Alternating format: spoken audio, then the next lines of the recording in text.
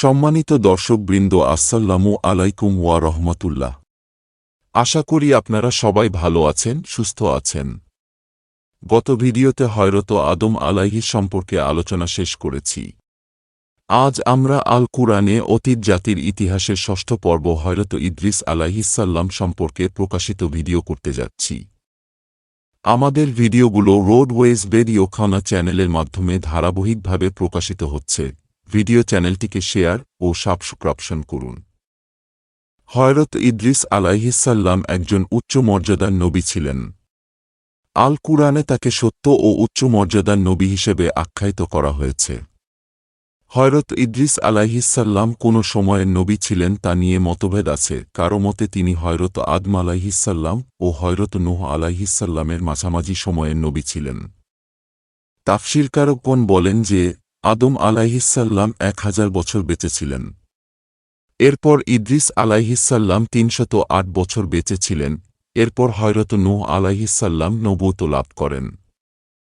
অনেকের মতে তিনি বনী ইসরায়েল বংশের নবী ছিলেন, তবে অধিকাংশের মতে তিনি প্রাগৈতিহাসিক নবী ছিলেন। কোরআন ও হাদিসে তিনি কোন সময় ও কোন স্থানের নবী ছিলেন তা স্পষ্টভাবে বর্ণনা পাওয়া যায় না বলে মুফাসসিরগণ মত প্রকাশ করেন। আবার কেউ কেউ তাকে মিশরের লোক বলেন, আবার কেউ তাকে ইরাকের লোক বলেন। উভয় কথা ঠিক হতে পারে। তিনি জন্মগ্রহণ করেন বেবিলনে। নবুয়ত লাভের পর মানুষকে আল্লাহর দিকে ডাকতে থাকেন। কিছু লোক ইসলামের পথে আসেন, অনেকে বিরোধিতা ও অত্যাচার করে। ফলে তিনি মিশরে চলে যান ও ইসলামের দাওয়াত দিতে থাকেন। হযরত আদম আলাইহিসসালামের পর তিনি সর্বপ্রথম নবী ও রাসূল। তার উপর আল্লাহ 30টি সহিফা নাযিল করেন। তাকে অনেক মুজিজা আল্লাহ দান করেন। তিনি জ্যোতির্বিজ্ঞান, লেখা ও বস্ত্র সেলাই শিক্ষা আবিষ্কার করেন। তার পূর্বে মানুষ সাধারণত পোশাক হিসেবে জীবজন্তুর চামড়া ব্যবহার করত। ওজন ও পরিমাপের পদ্ধতিও তিনি আবিষ্কার করেন।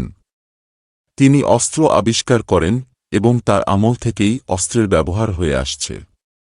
তিনি অস্ত্র নির্মাণ করে কাবিল গোত্রের বিরুদ্ধে যুদ্ধ করেন। তিনি মিশরের শাসক ছিলেন। আল্লাহর দেয়া বিধান মোতাবেক শাসনকার্য চালাতেন। ফলে পৃথিবীর বুকে শান্তি নেমে আসে। বর্তমানেও আল কুরআনের বিধান অনুযায়ী শাসনব্যবস্থা চালু হলে এখনও শান্তির ফিরে আসবে। তার কিছু জ্ঞানের ও উপদেশ বাণীর কথা প্রচলিত আছে। তা হল 1. আল্লাহর প্রতি ঈমানের সাথে ধৈর্য ও সবর থাকে, তাহলে বিজয় সুনিশ্চিত। 2. ভাগ্যবান সে যে আত্মসমালোচনা করে, আল্লাহর কাছে ক্ষমা চায় ও নেক আমল করে। 3. সঠিকভাবে কর্তব্য পালনেই আনন্দ, শরিয়া দ্বীনের পূর্ণতা দান করে। আর যে দ্বীনের দিকে থাকে তিনি পূর্ণ ব্যক্তিত্বশালী।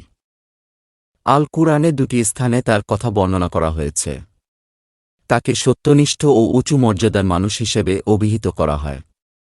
হযরত ইদ্রিস আলাইহিসসালাম সম্পর্কে সূরা মরিয়মের 56 ও 57 আয়াতে বলা হয়েছে যে ইদ্রিসের কথা স্মরণ করো।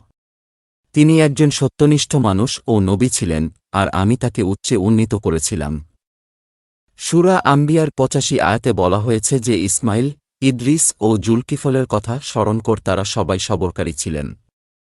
আজকের ভিডিওতে হযরত ইদ্রিস আলাইহিস সম্পর্কে আলোচনা শেষ করা হল। ভিডিওটি শুনতে কেমন লেগেছে তা কমেন্টে লেখার অনুরোধ করছি। ভিডিওটি শুনতে ভালো লাগলে সবাইকে ভিডিওটি শেয়ার ও সাবস্ক্রিপশন করার অনুরোধ রইল। আগামী পর্বে হযরত নূহ আলাইহিসসালাম সম্পর্কে ভিডিও প্রকাশ করা হবে ইনশাল্লাহ। সবাইকে শোনার আমন্ত্রণ রইল। আল্লাহ হাফিজ। আসসালামু আলাইকুম ওয়া রহমাতুল্লাহ।